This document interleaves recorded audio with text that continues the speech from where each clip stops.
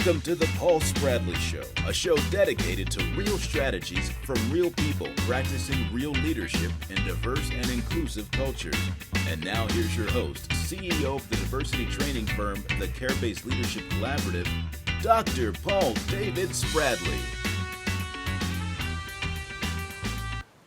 Good day. This is literally the best day of the next 24 hours or so. I'm grateful that you're here. And quick question, if I asked you what a coxswain is, could you tell me? No. Well, our guest, Carol, can, and more importantly, how the lessons created between a coxswain and crew can teach us about relationships with everyday people. My guest is Carol Schoenecker. She is a coach for the RMU rowing team, a doctoral student at Duquesne University, where her research is focused in on equity in collegiate sports. Carol, welcome to the show. Thanks for having me. You're welcome. Thanks for It was like a delayed reaction. It was almost like we're in time. Go. Yeah, welcome to the show, Carol. Thanks. This is exciting. Well, I'm excited to have you here because we've been talking about getting together for all this time, and now it's finally here. So my first question is, at what point did the word coxswain not have you chuckle a little bit? I was probably 3 years into college, okay, so 8 years in my rowing career. A little bit sometimes, yeah. Chuckle. It's pretty hilarious. And the first time you're recruiting new novices too, and you're like, oh, you're little, you should be a coxswain. They're like, excuse me, what? I know, you can't say that from my mom. Exactly. Tell me about crew. What is a coxswain? What is there's a lot of folks that don't understand or even think about the idea of rowing. I've had no knowledge of it until I got to college, and not even my first time around. It was the second time when some of my students were on the rowing team because of the work you all were doing. So tell me all about the sport of rowing. Rowing is a really non-traditional sport, which is part of the reason why equity and access is such an important topic to it, because a lot of people have never heard of it until they've gotten to the college level. Basically, you have different boat categories, the 8 being the largest, the single being the smallest. There are different kinds of rowing, so there's sweep rowing, which is everyone with one oar. Wait, what side? Everyone on one oar with? Different sides, so port, starboard, alternating. You're using big words. You could switch it up a little bit too, but we won't go into the details of bucket rigging and everything else. And then there's sculling as well, so that would mean everyone in the boat has 2 oars, and you can have that from a single person boat all the way up to an 8. They call it an octuple. Looks kind of crazy, like a centipede. And then the coxswain is the mini coach inside of the boat. So in the larger boats like the 8s and the 4s, the coxswain sits and they steer, so they control a rudder. There's a speaker system wired throughout the boat.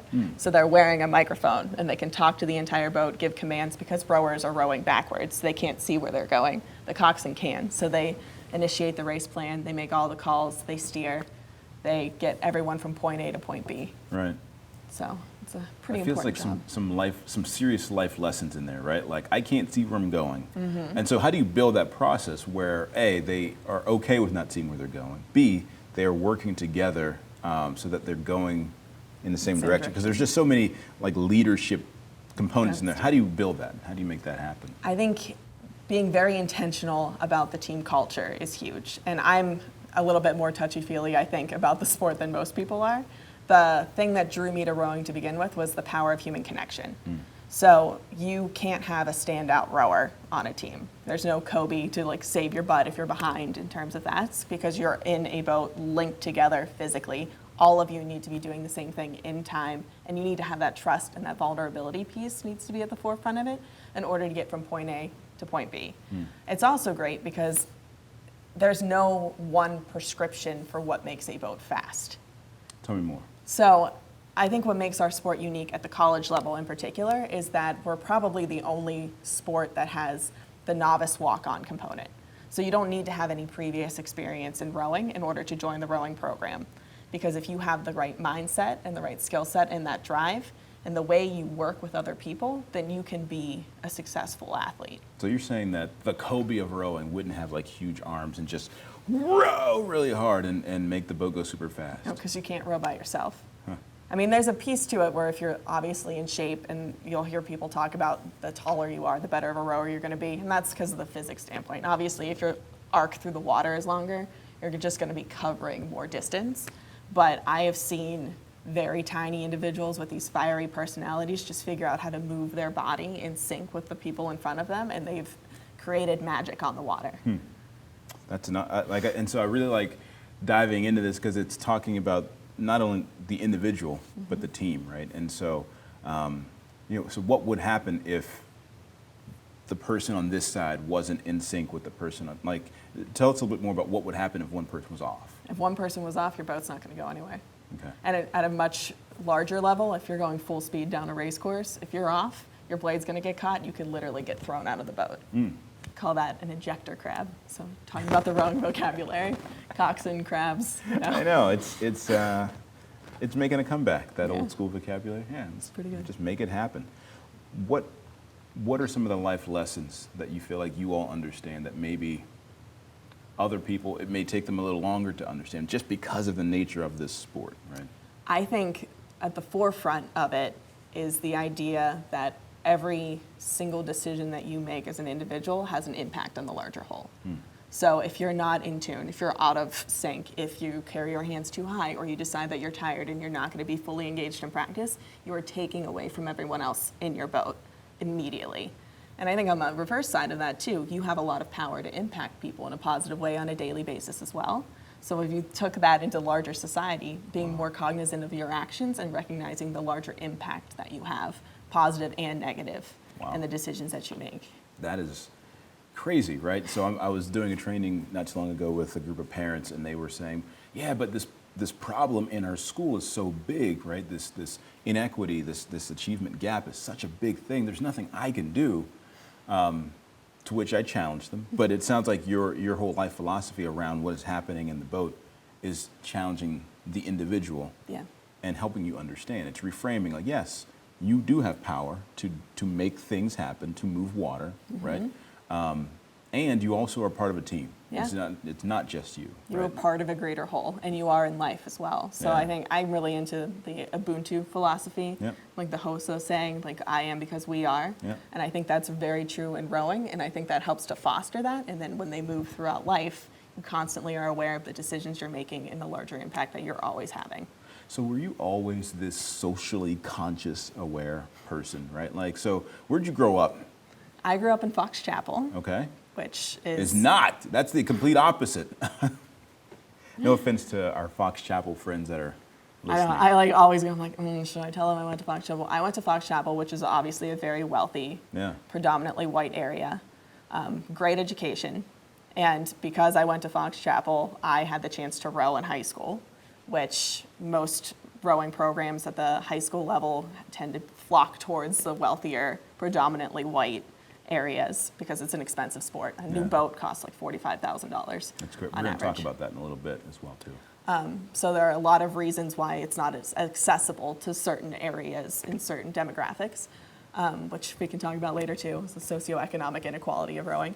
But I became very aware. I was never an athlete. I was a musician and still kind of am. So I was going to be a music teacher for a very long time. What do you play? I play the violin. Really? Which is also why the rhythmic nature of the sport kind of resonates with me. Yeah, I happen to have a violin on me. Could you play a little something? Absolutely. I don't really have one. I know. All right, next time. But I walked on because my friends, when I was 13, told me that it would be something cool to do, and then instantly fell in love with how powerful I felt, but also that impact, feeling part of a greater whole and recognizing that I was powerful in the choices I was making and being held accountable for everyone else all the time. And then it gave me the opportunity when I became a senior, which I had never even thought about collegiate athletics because I assumed everyone who did a sport in college was like professional. Right. And I'm a first generation college student. So I ended up at this college fair and ended up getting recruited to row in college. And that was just an open door for me to continue the process. Yeah, so it empowered you as a woman or as a person? Like, how did it empower you? Like, what sort of sense of power did you feel? And then how did that open up your mind in the space of understanding people? I think it empowered me as a woman, first of all, because I was always a little bit of a tomboy. So I think in terms of just feeling more self-aware and good about myself. And I was also a little bit overweight. I was never an athlete. So I was like this chubby, awkward kid who had trouble walking in a straight line. And rowing's a little safer because you're sitting down. So you can't actually, the coordination piece isn't as big of a deal. Right. And then I felt part of a larger whole. So I felt this sense of inclusion automatically and that I had a greater purpose. But I also felt powerful because I could directly see the impact that I had on everyone else. And then that eventually started to translate into the impact that I would have if I was just a little bit more socially aware on a day-to-day basis in everything that I'm doing. Did your parents or folks in your inner network talk about equality, equity, race, religion, like politics? Did they talk about things like that? Or what were some of the other factors that could, because, you know, where I want to go next is in college, you minored in African studies. Yeah, and I think that's a really good question.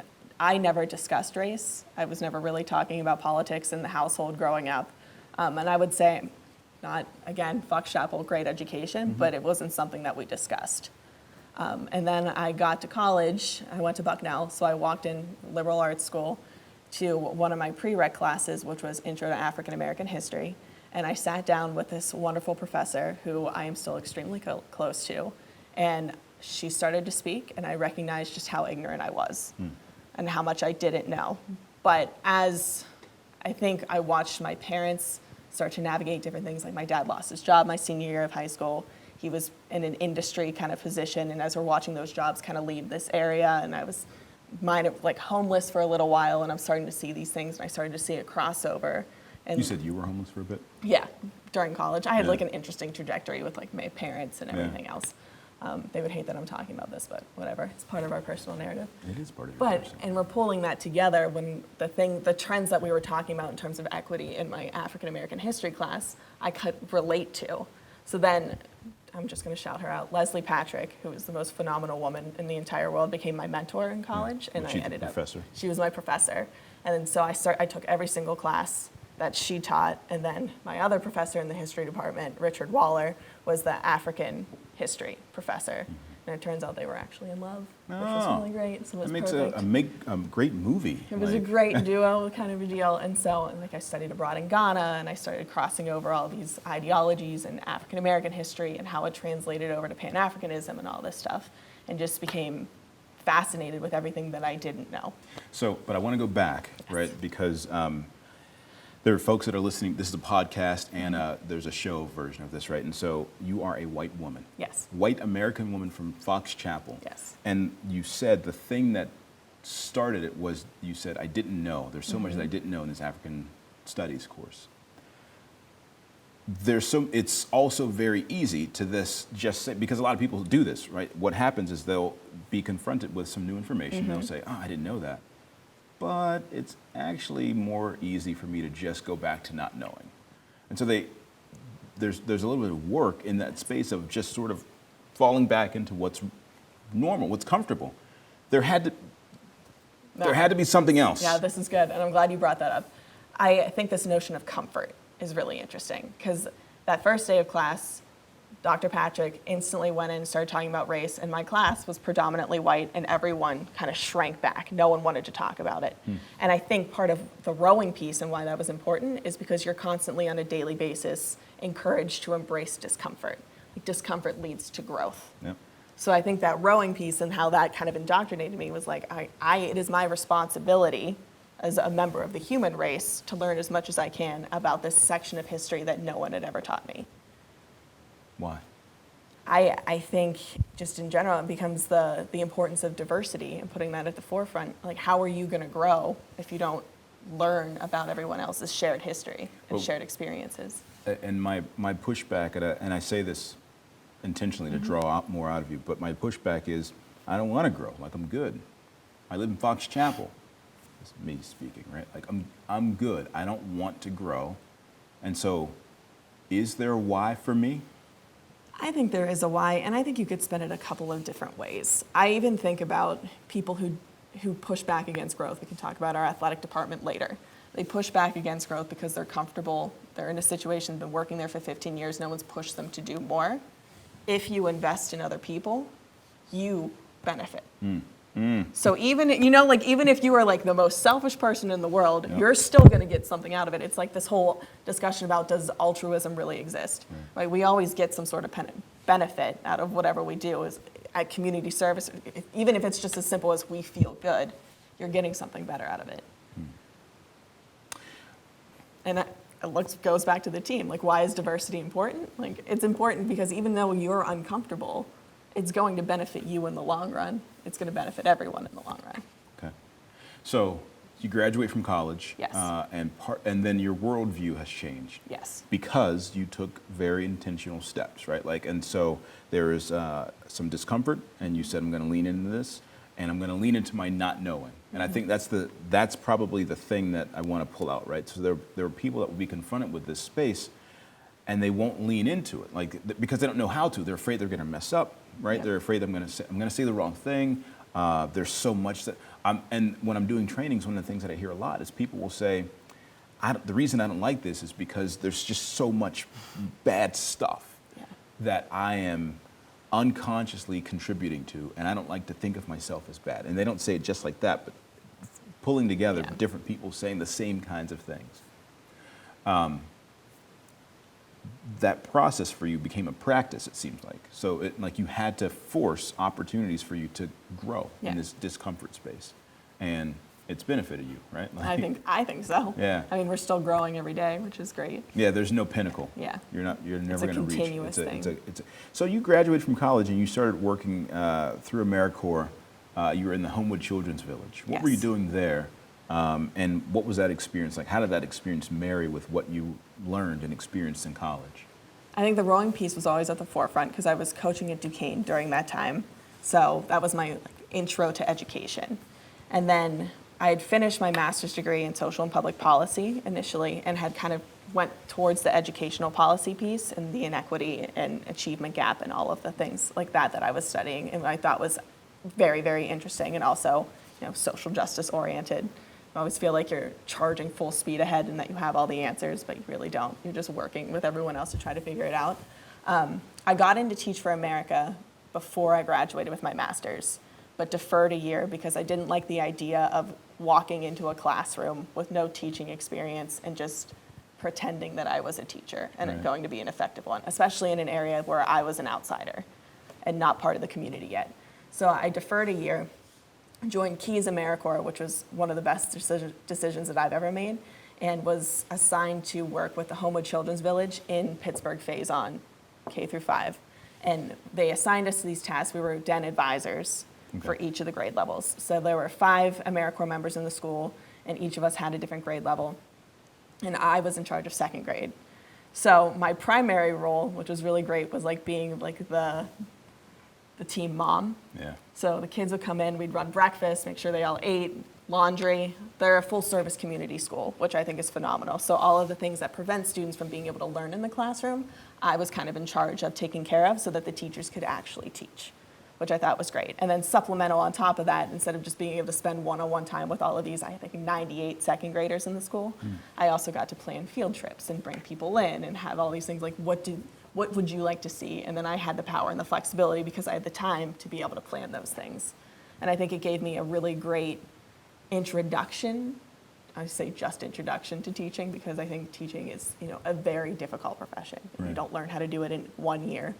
But I also was very fortunate to have some really great teachers who were teaching in the 2nd grade cohort that taught me a lot. And again, still keeping those contacts today. Yeah. Have you ever, I'm listening to your life trajectory. Do you have friends from high school or even that you made in college that were part of the rowing teams that would say, why are you going to Homewood? Why are you working with underrepresented people? Have you ever received that or kind of gotten that, not cold shoulder, but genuine curiosity as to why you would choose to engage in this uncomfortable space? Yeah, I hear that frequently, even from educator friends, oh, I would never teach in Homewood. Well, why not? Why don't they deserve the same kind of quality education as everyone else? Right. Kids are kids. They're still 2nd graders. They still love the same things. Like Dippin' Dots and bouncing. 2nd graders just bounce. They do, constantly moving. and they cannot get the food in their mouth. It's all over their bodies. Yeah. So we're man, the show is flying by. I know, this is great. This is awesome, but I want to talk about your graduate work. Okay. So you're in your doctoral program at Duquesne University, Yes. and you're looking at equity in college athletics. Yes. And I want to read a quote from an article that came out in The Atlantic in 2018, and then I'm going to ask a question after that. So the article says, quote, "College sports at elite schools are quite sort of affirmative action for affluent white kids and play a big role in keeping these institutions so stubbornly white and affluent. No other nation has the equivalent of American college sports. It's a particular quirk of the American higher education system that ultimately has major ramifications for who gets in and who doesn't." How are you able to make sense of equity in athletics in sports, in a sport particularly that's overwhelmingly white? Yeah. I think that's a really good question. And I think, again, like that you could spin that different ways. You could talk about like basketball and football, your Yep. money-making sports, and look at how they're predominantly black, Yep. but then look at how that's unequal as well in terms of like payment and what you're doing with these bodies and how the exploitation goes. But on our level, so based on what I looked up yesterday in the NCAA demographics, just in Division I rowing, there are 5,700 athletes rowing in this country, Division I level, which is huge. Yeah. Title IX lets rowing balance out football in numbers, so that's part of the reason why there's so much money in rowing just for women. Sorry, guys. But only 2% are African American of that entire population. And I think that quote's incredibly accurate for sports like hockey and rowing and equestrian and golf. Yep. Like there are definitely sports where they are predominantly white. And I think it goes back into the earlier socioeconomic discussion of like, why is there not access to these sports in the beginning? But what gives us the platform for equity in rowing is that you have this trend of college coaches recruiting novice athletes who are just athletes with no rowing experience with full rides to school. So then it gives you the freedom to walk into a school, look at a tall basketball player, and be like, I can teach you to row. You're already made for this. Right. I'm going to give you a full ride to Wisconsin. Come be part of our team. So I think from the recruiting level, that's a huge perk for us. Right. So when you're intentional about your recruiting, then you all have that responsibility to make sure that you are having the discussion with a wide variety of groups instead of just limiting yourself to the same couple of schools because it's comfortable and because you know you're going to get results and it's not a risk. But then the novice piece on campus too, it gives you the opportunity to walk around and present something that you had never heard of, like in your case. Like, here's rowing, you can walk onto this team right now. Let's try it out. And there's... Well, even in that, let's try it out, you're getting people in this space of discomfort, which is where is followed by growth, right? So let's just try it out. What's the worst that can happen? Those are life lessons, right, that people will build off of from that point forward.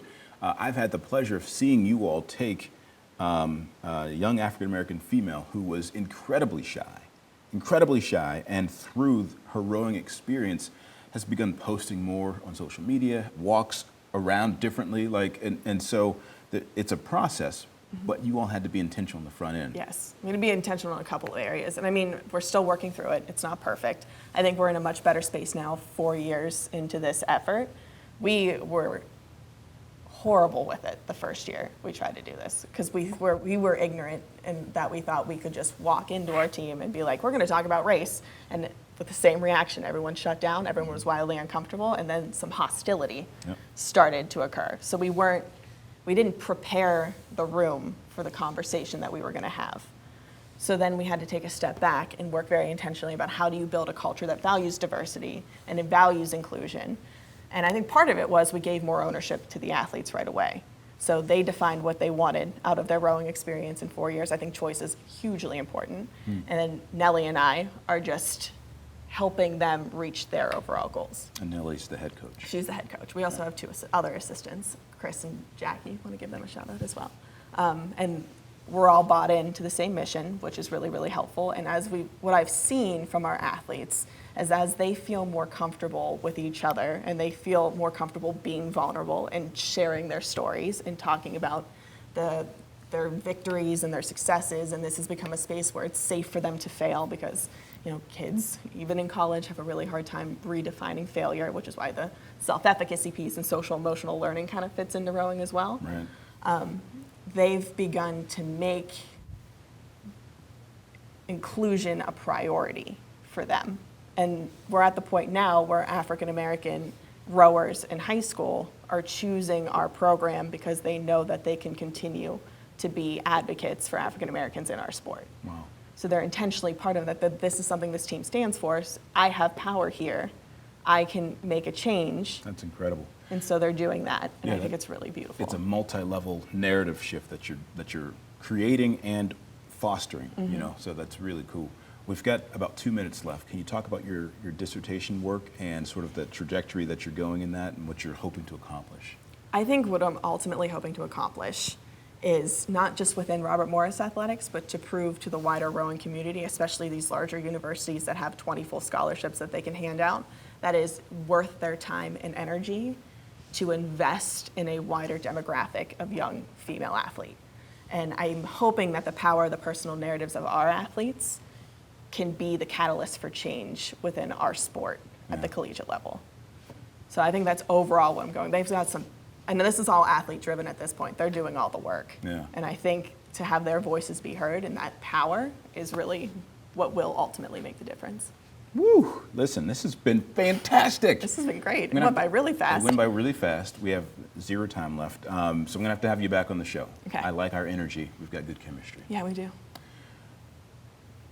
How can people find you on social media? I think you should look up RMU Rowing on Great Instagram and plug. Twitter. Yeah.